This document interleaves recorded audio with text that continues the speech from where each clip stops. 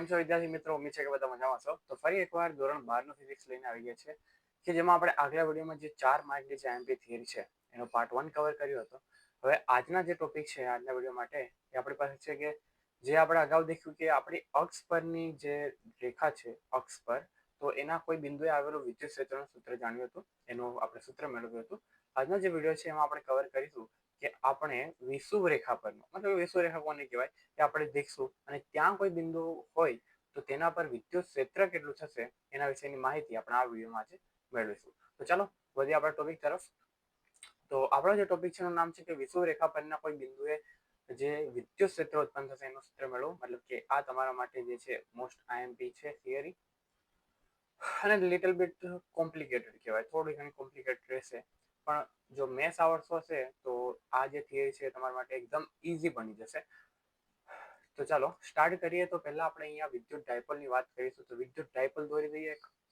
વિદ્યુત ડાયપોલ આપણે કહીએ કે એક જગ્યા પર હોય છે પ્લસ ક્યુ વિદ્યુત ભાર અને બીજી જગ્યા પર હોય છે માઇનસ ક્યુ વિદ્યુત ભાર, અને આ બે વિદ્યુત ભારને કોઈ અંતર આપણે મૂક્યા તો જે રચના બને છે, આ જે રચના છે એને આપણે કહીશું વિદ્યુત ડાયપોલ. હવે એનો જે કેન્દ્ર હશે એ ઓ. હવે અહીંયાથી પ્લસ ક્યુ થી જે ઓ નું અંતર એને આપણે કહીશું એ, અને માઇનસ ક્યુ થી પણ જે ઓ નું અંતર એને પણ આપણે કહેતા હતા એ, અને કુલ જે અંતર છે આપણું, કુલ જે અંતર પ્લસ ક્યુ થી માઇનસ ક્યુ સુધીનું આપણે કહીએ છીએ 2a જેટલું. આ પ્રમાણે આપણે વિદ્યુત ડાયપોલ વિશે અભ્યાસ કરી ગયા. હવે આ જે વિષુવ રેખા મતલબ કે એક અતિઅક્ષ, મતલબ કે હું અહીંયાથી બતાવું તમને, તો આ જે આપણે આ જે મેં ડોટ ડોટ લાઈન વડે દર્શાવી છે એની અક્ષ કહેવાય. તો વિષુવ રેખા શું કહેવાતી હોય? તો વિષુવ રેખા મતલબ કે આ જે અક્ષ છે એને લંબ રૂપે રહેશે. તો લંબ રૂપે મતલબ કે અહીંયા આપણે જે આ ઓ છે એને લંબ રૂપે ઉપર તરફ, મતલબ કે આ પ્રમાણેનું કોઈ રેખા દોરીશું. આ જે રેખા છે એને કહેશું આપણે એની વિષુવ રેખા. આ જે રેખા છે એને કહેશું આપણે વિષુવ રેખા. તો હવે આ જે વિષુવ રેખા છે એના પર કોઈ બિંદુ આવેલું હશે. તો ધારો કે અહીંયા કોઈ બિંદુ છે પી આવેલું છે. ઓકે, હવે મેન વસ્તુ આપણે અગાઉ પણ વાત કરી, આપણે જો વિદ્યુત ક્ષેત્રનું સૂત્ર મેળવવું હોય તો આપણને ખબર છે કે ભાઈ ઈ બરાબર કે ક્યુ છેદમાં આર સ્ક્વેર મળે. આર સ્ક્વેર મતલબ કે અંતર. હવે અહીંયા ક્યુ જે છે બંને વિદ્યુત ભાર છે Q1 અને Q2, એટલે પ્લસ ક્યુ અને માઇનસ ક્યુ એ તો આપણને ખબર જ છે. એમના વચ્ચેનું અંતર મતલબ કે જે બિંદુ આગળ ખોલવું હોય ત્યાંનું અંતર જરૂર પડે. મતલબ કે આપણે પ્લસ ક્યુ થી પી નું અંતર કાઢવું પડે.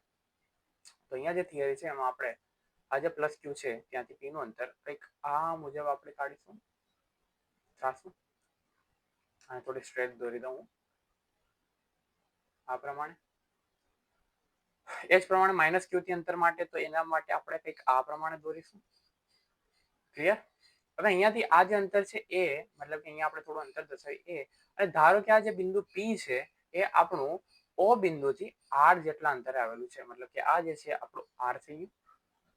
અગાઉ થિયરીમાં પણ આપણે ઓ બિંદુથી પી નું અંતર લીધું હતું. આ થિયરીમાં પણ આપણે સેમ વસ્તુ કરીશું.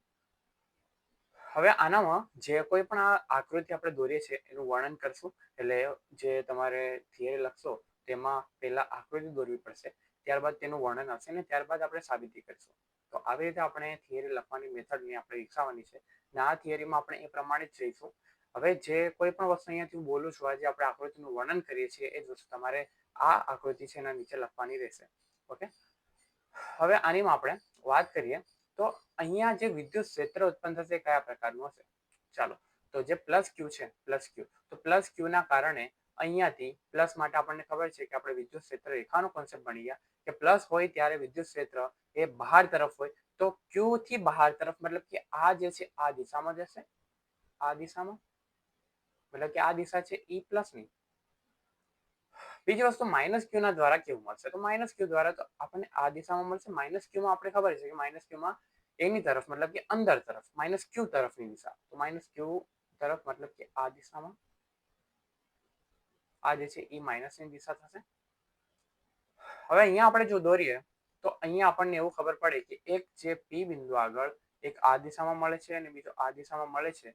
તો આ બે જે સદિશ છે એમનો આપણે પરિણામી સદિશ, મતલબ કે કુલ જો આપણે વિદ્યુત ક્ષેત્ર કેટલું થાય જાણવું હોય તો આ બંનેની હંમેશા વચ્ચે મળશે. મતલબ કે એની દિશા આ પ્રમાણે કંઈક થશે. તો એ જ વસ્તુ અહીંયા દર્શાવી દઉં છું. આ જે છે શું છે? તો આપણી ઈ ની દિશા છે, મતલબ કે આપણો ઈ જે પરિણામી સદિશ છે આ દિશામાં મળશે. હવે અહીંયાથી થોડીક આપણે થિયરી પર પહોંચીએ એના પહેલા કે અહીંયા આપણે ધારી લઈએ કે આ જે ખૂણો છે આપણી પાસે થીટા ખૂણો છે, તો અહીંયા પણ થીટા થશે સેમ. ઓકે, સમબાજુ ચતુષ્કોણ પર મતલબ કે બે ખૂણા પણ સરખા થશે. અહીંયાથી સોરી સમબાજુ ત્રિકોણ, તો અહીંયાથી જે આ આકાર દેખાય છે હું પહેલા તમને બતાવું તો જે આ આકાર છે ધ્યાનથી દેખજો કે આ જે આકાર છે અહીંયાથી આ લીટી દોરી આપણે, આ લાઈન, આ અને આ, મતલબ કે તમને આવું કઈ દેખાય ઉલટો ઝેડ. અને 10મા ધોરણમાં આપણે શીખીએ કે અહીંયા ઉલટો ઝેડ હોય ને અહીંયા આપણે થીટાની વાત કરીએ, આ જે થીટા બને છે અહીંયા, એ જો થીટાની વાત કરીએ તો અહીંયા પણ થીટા થશે, જેને કહેવાય તો આપણે યુગ્મ કોણ. તે પ્રમાણે આ જે ખૂણો છે એ પણ થીટા થવો જોઈએ. ઓકે, તો આપણે આ થોડું ઇરેઝ કરી લઈએ. સમજવા માટે આ રીતે આપણે સમજી શકીએ કે આપણે જે 10માનો કોન્સેપ્ટ છે એની વાત કરીશું. ઓકે,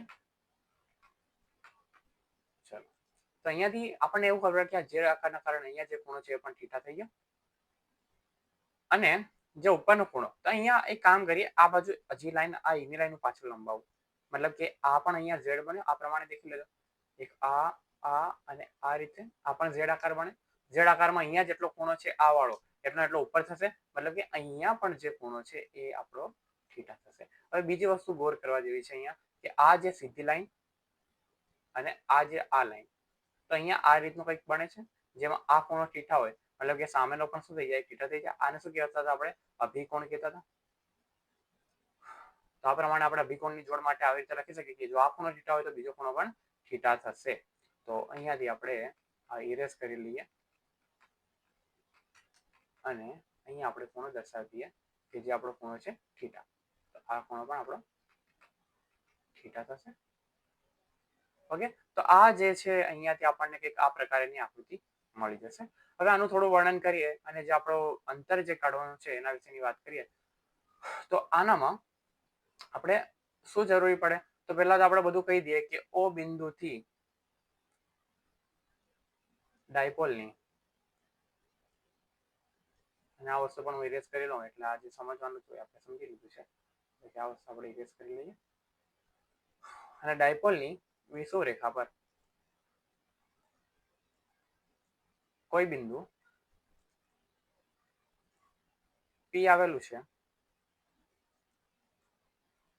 જે r અંતરે છે. ઓકે, તો અહીંયાથી શું લખાશે, OP = r લખાય. ઓકે, અને બીજી વસ્તુ આપણે ડાયપોલ માટે જાણીએ છીએ કે +q થી O નું અંતર એ બરાબર -q થી પણ O નું અંતર એ બરાબર સ્મોલ a જેટલું થશે, જે અહીંયા આપણે દર્શાવ્યું છે આ. ઓકે, એ પ્રમાણે આપણે અહીંયા લખી શકીશું.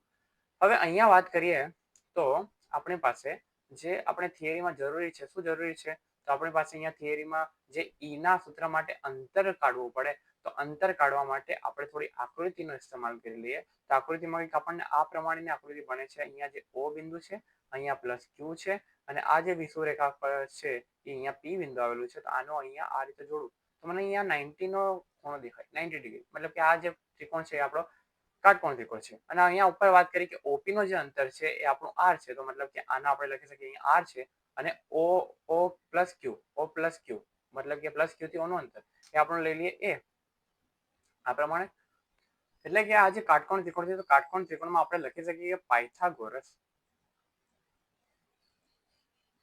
પ્રમેય મુજબ, પાયથાગોરસ પ્રમેય મુજબ શું લખી શકાય, તો પાયથાગોરસ પ્રમેય મુજબ આપણને ખબર છે કે આ જે લાઈન કહેવાય કાટકોણ ત્રિકોણ 90 ની સામેની, એને આપણે કર્ણ કહીએ તો કર્ણનો વર્ગ. કર્ણ શું છે, તો q p a નો વર્ગ છે, +q થી p નું અંતર જે આપણે શોધવાનું છે એના બરાબર શું થશે, તો બાકીની બે બાજુ, મતલબ કઈ બાજુ છે, અહીંયા આ બાજુ છે OP અને બીજી બાજુ છે O + q, મતલબ કે અહીંયા OP નો સ્ક્વેર પ્લસ કરીને આપણે લખીશું +q થી O નો સ્ક્વેર, +q થી O છે એનો સ્ક્વેર. ઓકે, એટલે કે +q થી O બિંદુનું જે અંતર છે એનો સ્ક્વેર.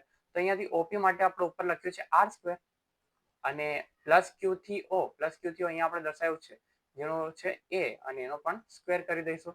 અને અહીંયા જે આપણને છે QP એનો પણ સ્ક્વેર મળે છે. ઓકે, તો અહીંયા એક કામ કરીએ, આ જે QP સ્ક્વેર છે એને આપણે રહેવા દઈએ, અને સમીકરણ નંબર હું 1 આપી દઉં, કેમ કે અહીંયા જે આપણે E+ નું સૂત્ર મેળવશું એમાં આપણે અંતરનો વર્ગ જ જરૂરી છે, અને આ જે અંતર છે મતલબ કે Q થી P નું અંતર એનો વર્ગ ઓલરેડી આપણી પાસે હાજર છે, તો આપણે અહીંયા સુધી સ્ટોપ કરી દઈશું. ઓકે, ચલો હવે આગળ વધીએ. તેવી રીતે સેમ આપણે આકૃતિનો ઉપયોગ કરીએ અને આકૃતિ માટે આપણે જો માઇનસ ક્યુ નો લઈએ, અહીંયા માઇનસ ક્યુ, અહીંયા માઇનસ ક્યુ, અહીંયા ઓ અને અહીંયા પી હતું. આ ઓપી નું અંતર હમણાં આગળ લખ્યા પ્રમાણે આર થશે અને આ જે ઓ માઇનસ ક્યુ મતલબ કે અહીંયા લખેલું છે માઇનસ ક્યુ થી ઓ નું અંતર મતલબ કે એ જેટલું, તો અહીંયા આપણે એ જ લખી શકીએ કે અહીંયા પણ શું થશે, અહીંયા એ જેટલું થશે. અને આ જે ત્રાસી લાઈન છે એ અંતર કોનું છે, તો આપણને દેખાય છે કે માઇનસ ક્યુ થી પી નું અંતર. તો માઇનસ ક્યુ થી પી નું અંતર શું થશે, તો અહીંયા લખી શકીએ કે માઇનસ ક્યુ થી પી નું અંતર, માઇનસ ક્યુ થી પી નું અંતર જે આપણે લખી શકશું માઇનસ ક્યુ પી, અને એ કોના પ્રમાણે લખશે, તો અહીંયા આપણે લખીશું પાયથાગોરસ પ્રમેય મુજબ. મેં થોડું ટૂંકમાં લખ્યું છે પણ તમારે લખવામાં જ્યારે થિયરી લખો ત્યારે પૂરું જે લાંબુ છે એ લખજો કે પાયથાગોરસ પ્રમેય મુજબ આપણે આ વસ્તુ લખી શકીએ આકૃતિ પરથી. તો અહીંયા પણ 90 ડિગ્રી મતલબ કે કાટકોણ ત્રિકોણમાં પાયથાગોરસનો પ્રમેય આપણે ઉપયોગ કરીએ છીએ. તો આનો વર્ગ મતલબ કે આ કર્ણ દેખાયા, કાટકોણ ત્રિકોણની સામે બાજુ કર્ણ અને બાકીની બે બાજુનો વર્ગનો સરવાળો, મતલબ કે બાકીની બે બાજુ કઈ ઓ થી પી વાળી અને જે બીજી છે એ છે માઇનસ ક્યુ થી ઓ વાળી. તો અહીંયાથી આપણે લખશું કે ઓ પી નો સ્ક્વેર પ્લસ ઓ માઇનસ ક્યુ મતલબ કે માઇનસ ક્યુ ઓ નો સ્ક્વેર. અહીંયાથી લખશું માઇનસ ક્યુ ઓ નો સ્ક્વેર, માઇનસ ક્યુ થી ઓ નો સ્ક્વેર. ચલો ઓપી અહીંયા પણ છે ઓપી આર, અને જે માઇનસ ક્યુ થી ઓ છે એ પણ આપણને ખબર છે કે એની કિંમત એ જે છે. તો અહીંયાથી સેમ અહીંયા લખી દઈએ તો માઇનસ ક્યુ થી પી નું જે અંતર એનો પણ વર્ગ જે છે એ આપણને મળશે ઓપી મતલબ કે આર નો સ્ક્વેર અને માઇનસ ક્યુ ઓ મતલબ કે એ નો સ્ક્વેર. ક્લિયર? તો આ પ્રમાણે અહીંયાથી આપણે જો દેખ્યું તો આ જે પ્લસ ક્યુ થી ઓ નો જે અંતર છે એ r square plus a square મળે છે, અને અહીંયા પણ માઇનસ ક્યુ થી પી નું અંતર એ પણ R square plus a square મળે છે. આથી આપણે અહીં લખીશું કે આથી પ્લસ ક્યુ દ્વારા પ્લસ ક્યુ અને માઇનસ ક્યુ થી પી નું અંતર સમાન છે.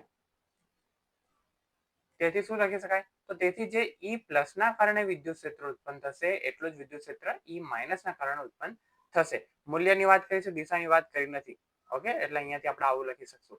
તો હવે અહીંયા આપણે લખવું હોય તો લખી શકીએ કે પ્લસ ક્યુ અને માઇનસ ક્યુ ની વેલ્યુ કેટલી, તો પ્લસ ક્યુ દ્વારા પી આગળ વિદ્યુત ક્ષેત્ર અને એટલું ને એટલું વિદ્યુત ક્ષેત્ર માઇનસ ક્યુ દ્વારા થશે.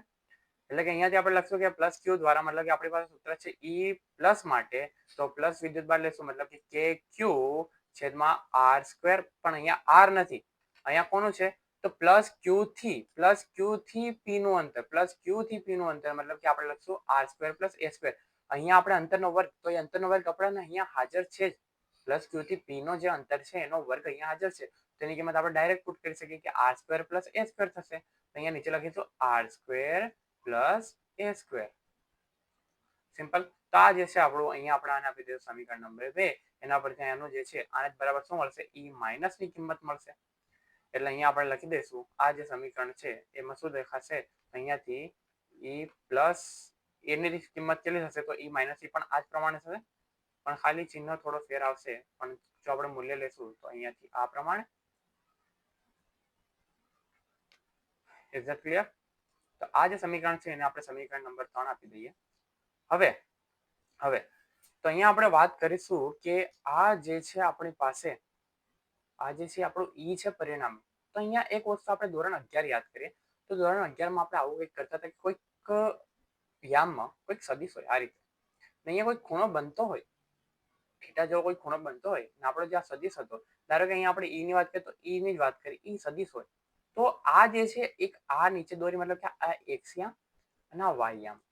તો એક્સ યામમાં ઘટક કયા થાય એના, તો આપણને ખબર છે કે એક સિમ્પલ વસ્તુ યાદ રાખવાની કે જેની સાથે ખૂણો બનાવે, અક્ષ જે છે જેની સાથે ખૂણો બનાવે, તો જેની સાથે અહીંયાથી લખી દઈશું આપણે, જેની સાથે ખૂણો બને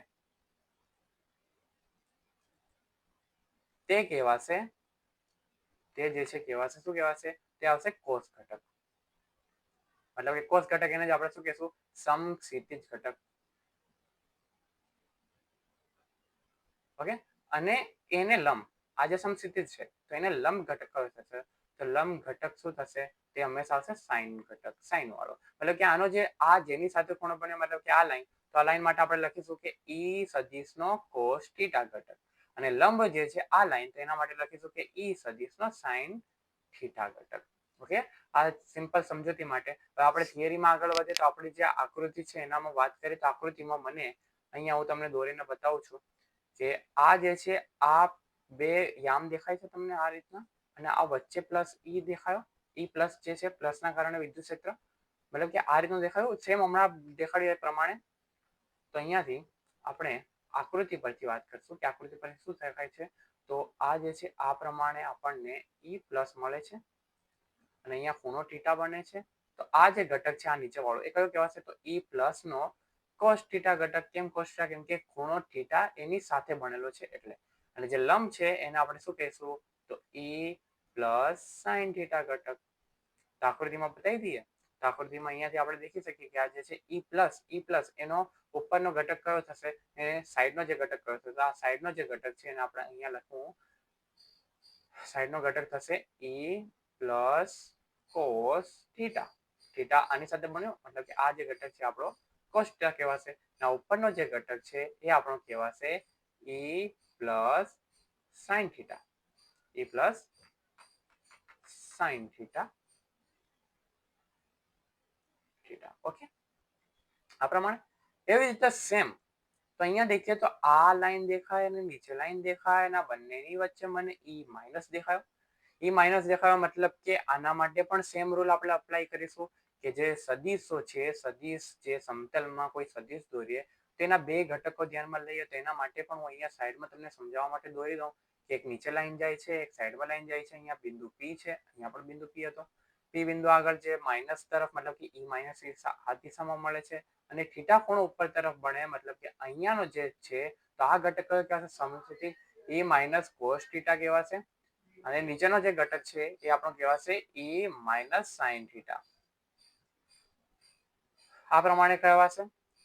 ઓકે, તો આના માટે આપણે એવું લખી શકીએ કે ઈ પ્લસ ના ઘટકો વિચારતા અને એવી જ રીતે અહીંયા લખીશું કે ઈ માઇનસ ના ઘટક વિચારતા.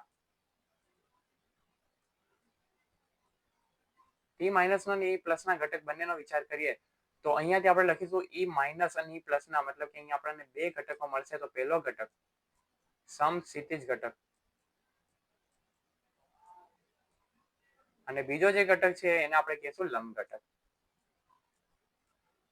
તો સમક્ષિતિજ ઘટક કેટલો થાય તો ઈ પ્લસ માટે સમક્ષિતિજ ઘટક મતલબ કે કોસ વાળો, અને કોસ વાળો મતલબ કે આપણે લખીશું ઈ પ્લસ કોસ થીટા, અને લંબ ઘટક મતલબ કે ઈ પ્લસ સાઇન થીટા. એવી જ રીતે આના માટે સમક્ષિતિજ ઘટક કેટલો થશે તો ફરી ડબલ વખત નથી લખતો, અહીંયા હું સમજાવી દઉં છું. તો આના માટે કેટલું થશે તો ઈ માઇનસ જે આપણો કોસ થીટા છે, અને લંબ ઘટક આના માટે કયો થશે તો ઈ માઇનસ સાઇન થીટા. ખાલી આટલું સિમ્પલ વસ્તુ આવડી છે. હવે ચાલો આકૃતિ પર પાછા જઈએ. તો આકૃતિમાં સાઇન થીટા દર્શાવી દો. માઇનસ વાળા માટે પણ એ રીતે હું દર્શાવી દઉં. તો માઇનસ વાળા માટે આ જે લાઈન છે એ જ લાઈનમાં શું મળશે તો એ જ લાઈનમાં મળશે મને ઈ માઇનસ કોસ થીટા ઘટક.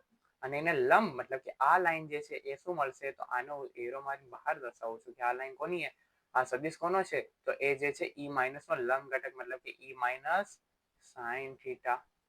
ઓકે, તો હવે એના પરથી આપણે વાત કરીએ તો આકૃતિ પરથી આપણે કંઈક પી બિંદુ આગળ કંઈક આવી રીતની રચના આપણને જોવા મળે છે. પી બિંદુ છે એક ઉપર તરફ જાય છે, એક નીચે તરફ જાય છે, અને આ રીતે આપણને પરિણામી ઈ મળે છે. અને અહીંયા જે છે વચ્ચે ઈ આપણને ઈ પ્લસ ની દિશા છે અને આ બાજુ જે છે એ માઇનસ ની દિશા છે. તો અહીંયા ઈ પ્લસ માટે અહીંયા ખૂણો છે થીટા, અહીંયા પણ ખૂણો છે થીટા. તો ઉપર વાળો મળશે ઈ પ્લસ કોસ થીટા, નીચે વાળા ઈ માઇનસ ના લીધે અહીંયા મળશે ઈ માઇનસ કોસ થીટા. અને આ બંનેના લંબ ઘટક મતલબ કે ઉપર તરફ છે ઈ પ્લસ સાઇન થીટા અને નીચે તરફ છે ઈ માઇનસ સાઇન થીટા. તો અહીંયા બકા શું થશે તો જે છે અહીંયા પી બિંદુ આગળ ઉપર તરફ ઈ પ્લસ, નીચે તરફ ઈ માઇનસ, બંનેના જે છે સાઇન ઘટક, બંનેના મૂલ્ય આપણે હમણાં જ કાઢ્યા કે બંનેના મૂલ્ય સરખા થશે. એક ઉપર છે એક નીચે છે મતલબ કે એકબીજાની અસરને નાબૂદ કરી દેશે. એટલે અહીંયા આપણે એવું લખીશું કે સાઇન ઘટક મૂલ્ય સરખા પરંતુ જે આપણા લંબ ઘટકો એમના મૂલ્ય સરખા પરંતુ એકબીજાની વિરુદ્ધ દિશામાં હોવાથી આપણે શું કરીશું તો વિરુદ્ધ દિશામાં હોવાથી તો અહીંયા લખીશું કે લંબ ઘટક સમાન મૂલ્યના પરંતુ એકબીજાની વિરુદ્ધ દિશામાં હોવાથી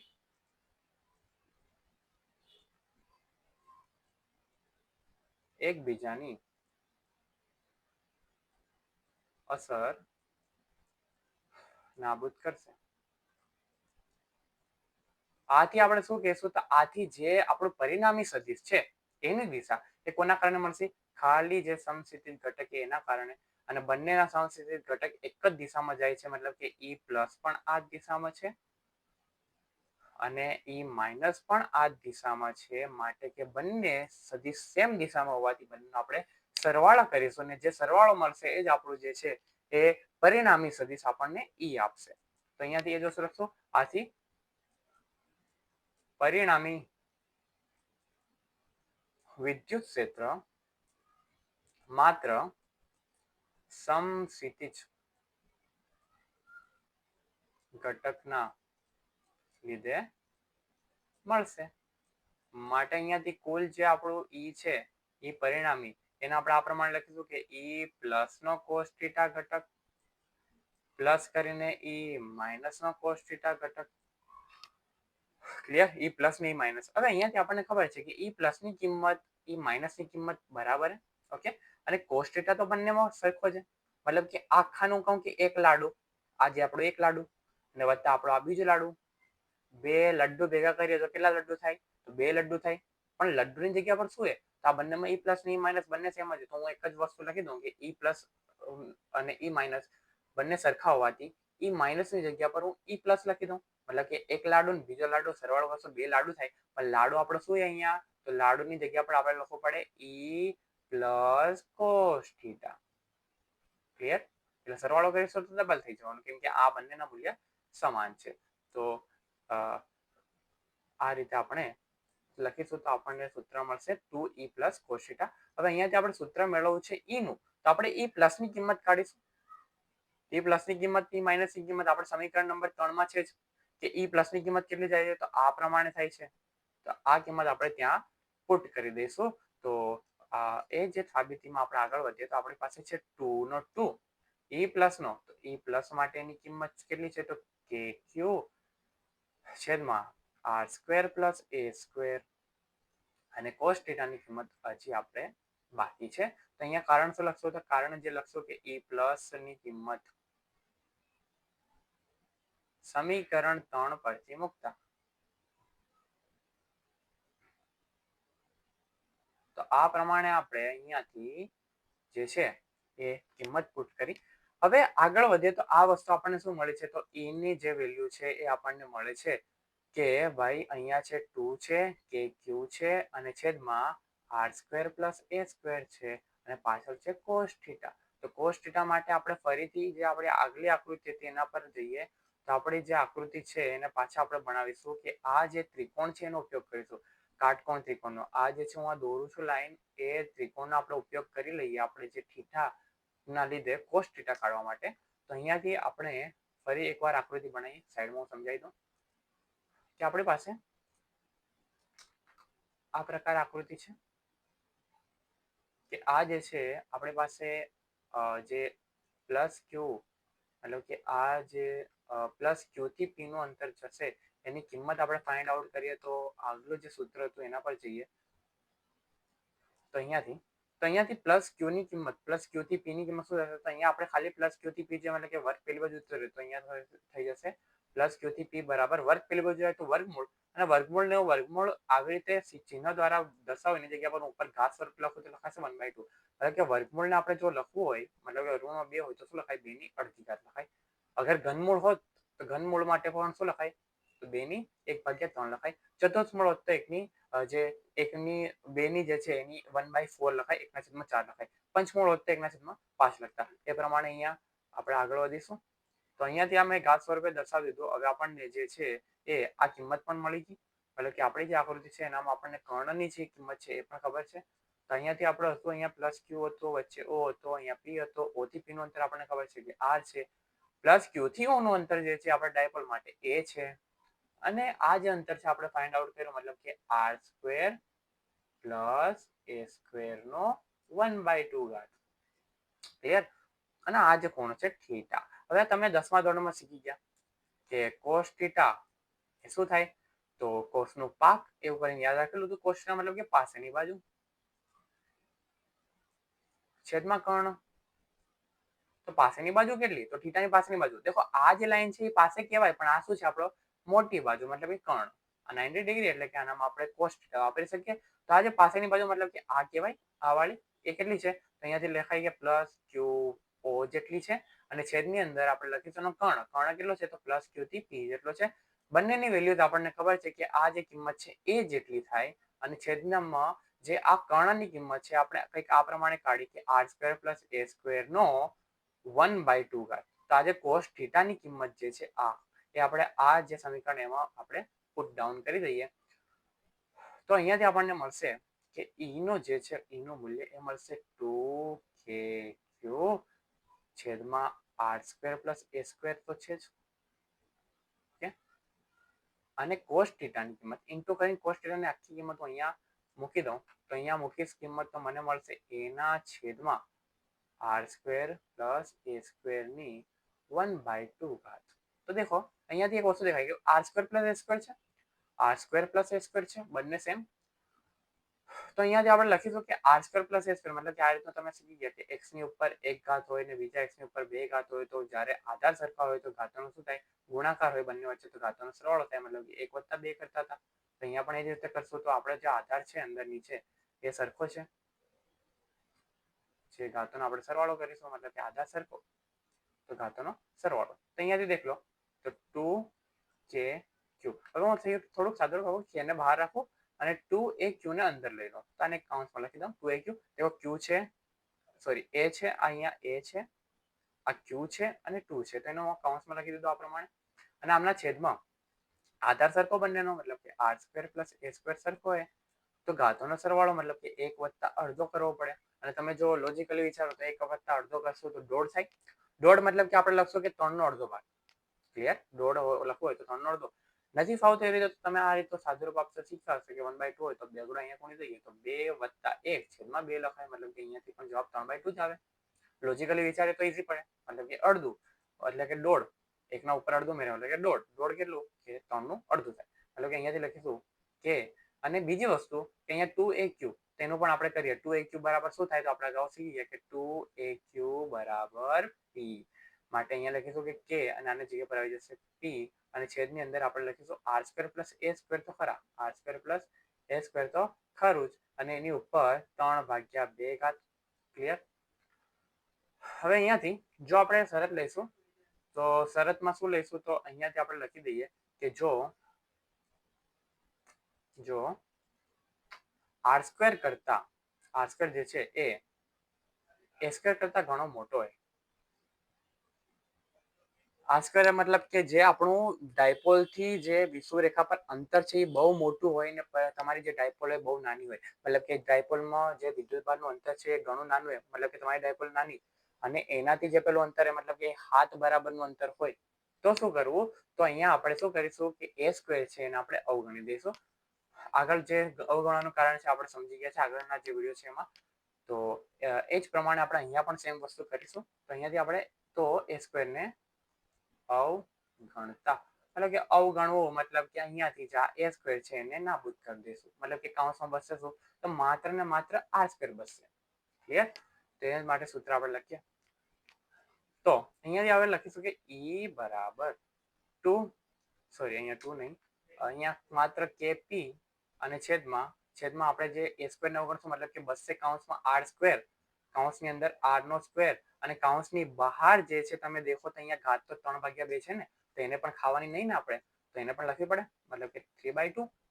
તો હવે અહીંયા દેખો ઘાતની ઘાત હવે અહીંયા આર ની ઘાત 2 છે એની ઉપર પણ ઘાત છે મતલબ કે ઘાતોનો આપણે કરીશું ગુણાકાર તો અહીંયાથી લખાશે કે પી છેદમાં આર ની જે છે 2 ગુણ્યા 3/2 ઘાત મતલબ કે આવો કોઈ કોન્સેપ્ટ એક્સ ની 1 ઘાત હોય અને એની ઉપર 2 ઘાત હોય તો લખાશે એક્સ ની 1 ગુણ્યા 2 ઘાત. આ રીતનું જે આપણે આગળ સાદુરૂપ આપતા શીખી ગયા તે જ પ્રમાણે અહીંયા સાદુરૂપ આપીશું કે ઘાતની ઘાત હોય તો ઘાતોનો ગુણાકાર કરીશું અહીંયાથી તો 2 ને 2 કેન્સલ થઈ જશે બગડો તો નીચે બચશે E = KP છેદમાં R નો ક્યુબ આ જે સૂત્ર છે તમારું ડાયપોલની વિષુવરેખા આગળ વિદ્યુત ક્ષેત્રનું સૂત્ર છે, પરંતુ હજી એક નાનો ટ્વિસ્ટ છે. જો આપણે આને સદિશ સ્વરૂપે લખીએ તો આપણે અગાઉ પણ આપણે સદિશ સ્વરૂપે લખેલું, તેમાં આપણે શું કરેલું, તો આપણે p ની દિશા લેતા હતા. e નો ફોર્મ જે છે અહીંયા દેખો, k ની કોઈ દિશા ના હોય, અંતરનો છે દિશા, પણ અહીંયા આપણે ખાલી મૂલ્યને કન્સિડર કરીએ, એટલે કે આની પણ દિશા નથી, કોની દિશા આવે, તો p ની દિશા આવે. તો સદિશ સ્વરૂપે આપણે આવું લખી શકશું કે e સદિશ બરાબર k છે. p જે છે p વિદ્યુત ડાયપોલ મોમેન્ટ, જે આપણું સદિશ હશે, મતલબ કે p ની ઉપર તીર મારવું પડે અને છેદમાં r નો ક્યુબ. r નો અહીંયા આપણે મૂલ્ય એટલે આપણે ક્યુબ જે છે આપણો એમાં મૂલ્ય જ લેશું, મતલબ કે દિશાની કન્સિડર કરવાની નથી. તો આને જે છે દિશા આપણે દર્શાવવા માટે કંઈક વાપરેલું આગળ, એને આપણે કહેતા હતા કે કંઈક p ની દિશામાં. દેખો e નું ફોર્મ જે છે એ p ના દિશામાં મળે, મતલબ કે અહીંયાથી આપણે લખીશું કે p કેરેટ, પરંતુ માઇનસ p કેરેટ આવશે. કેમ માઇનસ p કેરેટ? તો ચાલો આકૃતિ તરફ પાછા જઈએ.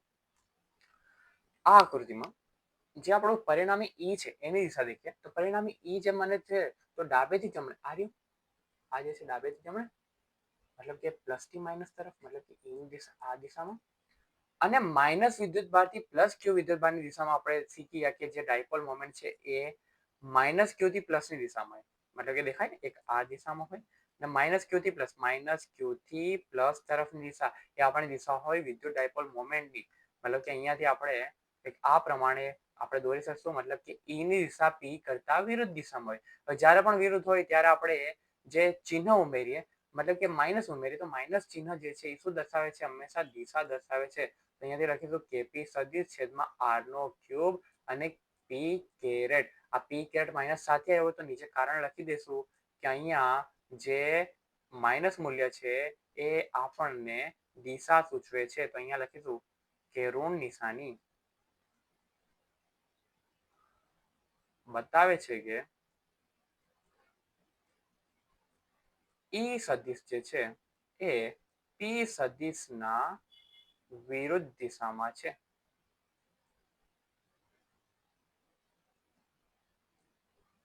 આથી શું લખ્યું, તો આપણે આથી p કેરેટ ઋણ હોય, એટલે અહીંયા જે માઇનસ જે ચિહ્ન આવે છે, ખાસ યાદ રાખજો, ફિઝિક્સમાં ગમે ત્યાં માઇનસ દેખાય ને જો સદિશ ભૌતિક રાશિ હોય તો માઇનસ નિશાની એનું મૂલ્ય નથી આપતું, એની જે દિશા સૂચવશે. ઓકે, તો આટલે સુધી થિયરી હતી જે આપણું સદિશ સ્વરૂપ હતું, આટલે સુધી જે છે તો અહીંયાથી આપણને યાદ રાખવાનું છે કે આ જે આપણે અગાઉ શીખ્યા કે E is equal to KQ by R square, અને આના પરથી આપણે એક વસ્તુ લખી હતી કે E ચલે છે 1/R સ્ક્વેર. ઓકે, તો આ પ્રમાણે આપણે E ચલે છે 1/R સ્ક્વેર કીધું તો એના કોઈક વિદ્યુત ભારના લીધે જે વિદ્યુત સૂત્રનું સૂત્ર છે એ R સ્ક્વેરના વ્યસ્ત પ્રમાણમાં છે.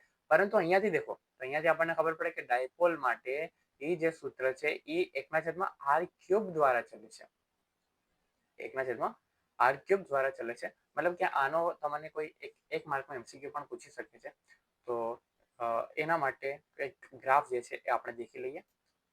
તો અહીંયાથી આપણે ગ્રાફ માટે યાદ રાખશું હંમેશા કે કોઈ પણ જ્યારે પણ એ સમપ્રમાણ 1/r² હોય તેનો ગ્રાફ કયા પ્રમાણે મળશે, તો એનો ગ્રાફ જે છે એક ઉપરથી ચાલુ થશે, વ્યસ્ત પ્રમાણ મતલબ કે ઘટશે, અને કંઈક તમારો ગ્રાફ આ રીતનો બનશે. આ જે ગ્રાફ છે એ કોનો છે, તો એ વિરુદ્ધ r નો ગ્રાફ જ્યારે પણ એ વ્યસ્ત પ્રમાણમાં 1/r² હોય ત્યારનો. હવે જો તમને ગ્રાફ પૂછે કે એ વ્યસ્ત પ્રમાણમાં 1/r³, તો r³ માટે ગ્રાફ ખાસ યાદ રાખજો વિદ્યાર્થી મિત્રો કે r³ માટે આના જેટલો ઢાળ આવે છે ને, અહીંયા આ જે ઢાળ વધારે કર્વ બને છે ને, એવો કર્વ અહીંયા નહીં બને, એનો કર્વ સિમ્પલ આ રીતનો થશે.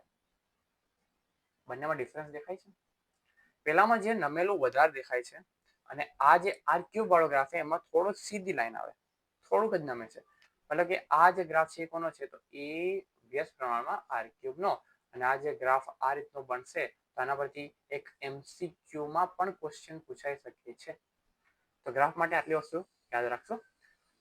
તો આજના ટોપિક માટે આટલું હતું. ઓકે, હવે નેક્સ્ટ ટોપિક છે એમાં આપણે શીખીશું કે જ્યારે કોઈ વિદ્યુત ડાયપોલને વિદ્યુત ક્ષેત્રની અંદર મૂકી દઈએ તો શું ફેર પડે છે એનામાં. તો એનામાં જે ટોર્ક ઉત્પન્ન થશે, ટોર્ક શબ્દ તમે ધોરણ 11માં શીખીને આવ્યા છો, એના વિશેની વાત કરીશું. તો આજના વિડીયો માટે બસ આટલું રાખીએ, મળીએ નેક્સ્ટ વિડીયોમાં. ત્યાં સુધી ચેનલને સબસ્ક્રાઇબ કરી દેજો, અને અગર તમે આગળનો જે વિડીયો છે મિસ કર્યો હોય તો એને પણ ચેકઆઉટ કરી લેજો. અને તમને વિડીયો કેવો લાગે એ કોમેન્ટમાં જાણ કરજો અને જે વિડીયોને લાઇક પણ કરી દેજો અને ચેનલને સબસ્ક્રાઇબ કરી દેજો જેથી આવનારો વિડીયો તમે મિસ ના કરી શકો. ઓકે, તો મળીએ નેક્સ્ટ વિડીયોમાં.